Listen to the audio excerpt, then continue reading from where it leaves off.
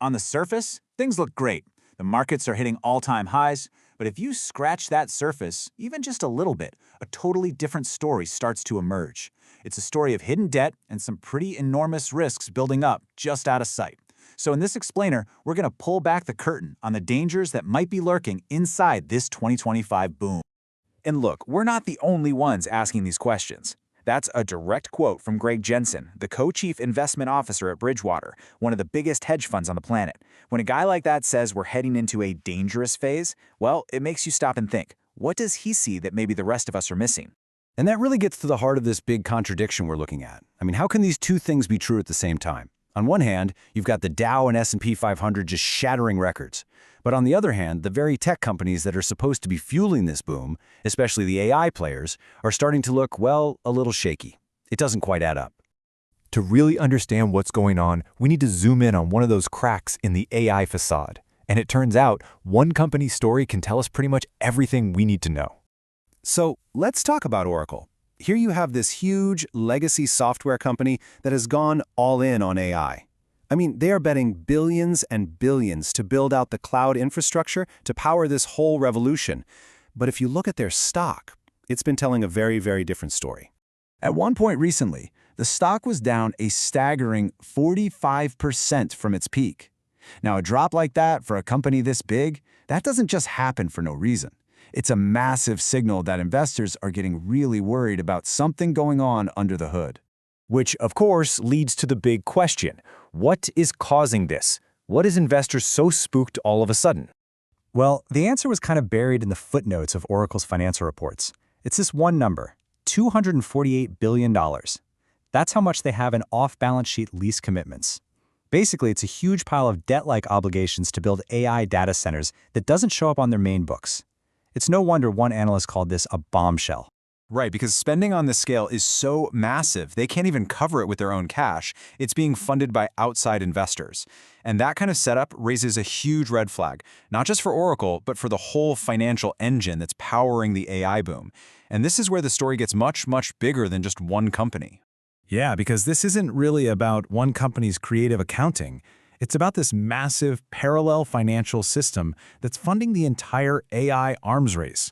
A system that operates almost completely in the shadows. Okay, so the official term is non-bank financial intermediation, or NBFI. But honestly, it's way easier to just think of it as shadow banking. This is the world of private credit funds, hedge funds, insurance companies, all these financial groups that operate with way less regulation and oversight than your typical bank.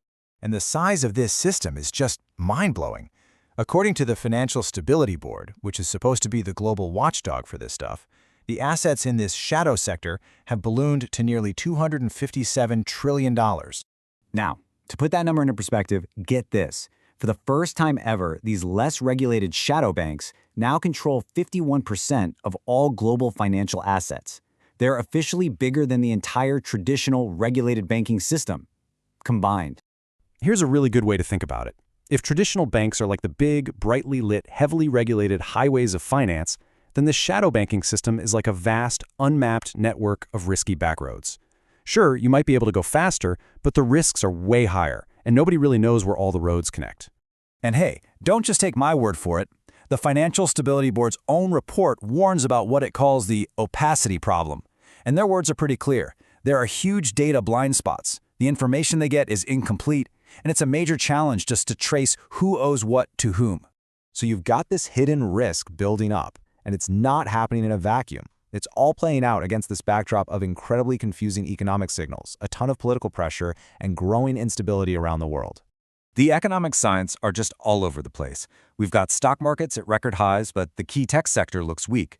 We hear about a good jobs report, but the unemployment rate has actually crept up to a 4-year high. The official inflation rate is 2.7%, but there's a huge political fight over whether that number is even real. It creates this deep uncertainty. And layered on top of all that economic confusion, you've got intense political pressure. You have people like Citadel CEO Ken Griffin openly saying that the White House needs to back off from the Federal Reserve, which really highlights this fear from investors that politics, not data, could start driving monetary policy. And then you just add in the whole global situation. You've got European officials telling their people to get ready for conflict. Tensions between the US and China are getting worse. The war in Ukraine keeps escalating. Any one of these things could be the shock that ripples through the whole system. Okay, so let's tie all of this together. We've got a potential bubble, a hidden financial system, and a world full of instability. What's the big takeaway when you put all those pieces on the board? It really is this chain of risk. Step 1, you have what looks a lot like an AI spending bubble, financed with incredible amounts of debt. Step 2, that debt is coming from this giant, murky shadow banking system that even the regulators admit they don't fully get. And step 3, all of this is unfolding at a time of deep economic and political uncertainty. So if there's one thing to take away from all this, it's this. The part of our financial system that is growing the absolute fastest, the part that is bankrolling the biggest tech transformation in a generation, is also the part we understand the least.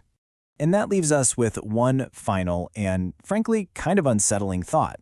The 2008 financial crisis started in the unregulated corners of the mortgage market. Well, today, those unregulated corners have grown so big, they're now larger than the entire traditional market itself. It really makes you wonder, are we even looking for the next crisis in the right place?